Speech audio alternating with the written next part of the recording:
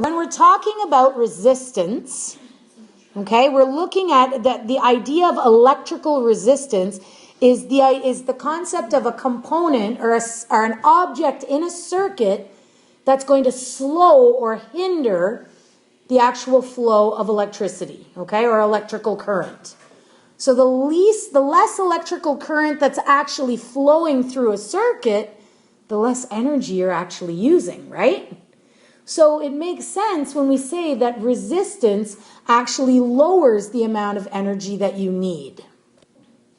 Resistance, before we actually get to the mathematical formula of resistance, we need to talk about the theory behind resistance, because resistance depends on a lot of things, okay?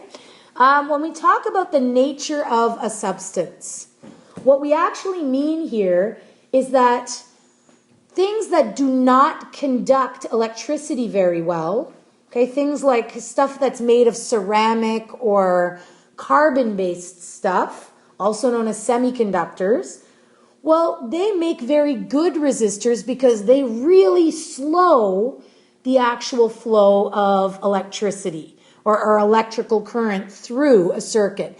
They form a really big obstacle for the electricity or energy to go through. Okay? We can also talk about the length of certain things. So if we look at this, when we're talking about the length of, or length being a factor that impacts resistance, we're really referring to the wires. Because if I have a circuit here, and my circuit is, let's say, this long, and here's my, loop. If I've got something that is actually this long, okay, this is A here and this is B, B is going to have less resistance to it simply because current has to travel less distance through those wires. I could still have a light bulb in there or two light bulbs or whatever, but because it's got to go a shorter distance, there will be less resistance. The longer the wires, the more resistance you have. Okay? As Sabrina Sandy just said, shorter distance, less resistance. So the next aspect of resistance, or the next factor affecting resistance, is the diameter of wires. And that is pretty simple in the sense that if I have a wire that is this wide here, and it's going along, and I have a wire that's this wide, and it's going along.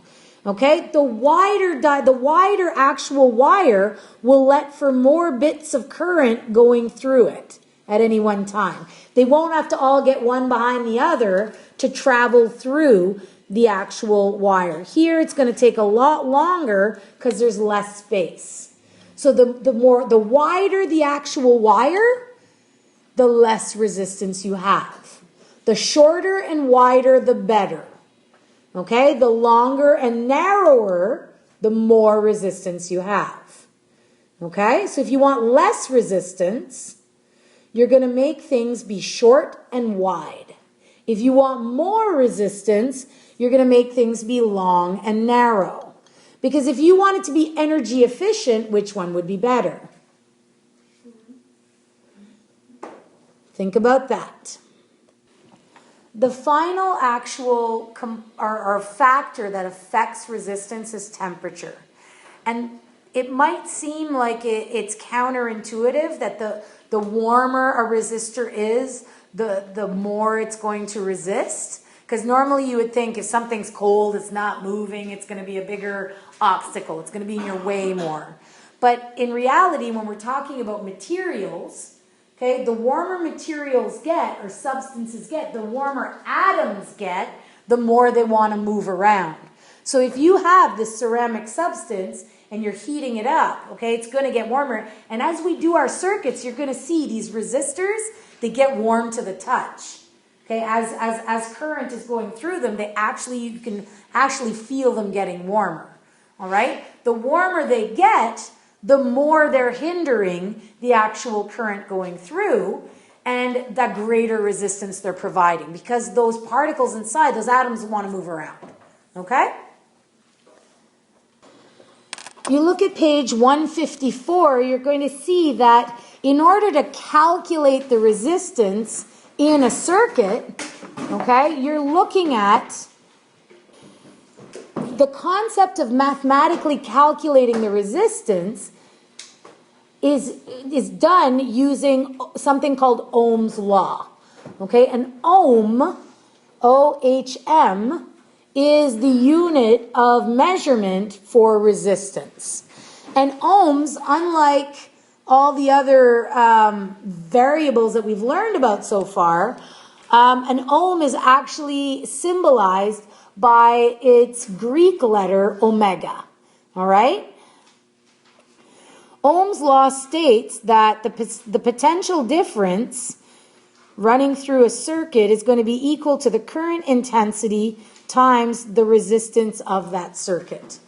So if we're actually looking for the resistance here, how do we rearrange this equation to isolate R?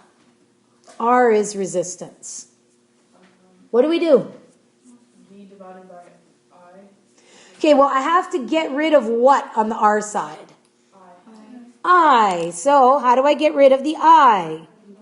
If I divide it on one side, I've got to do it on the other.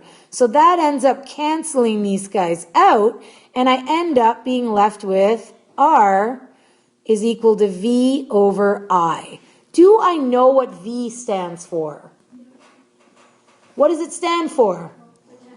Potential difference. We saw that formula yesterday. V is equal to E over Q.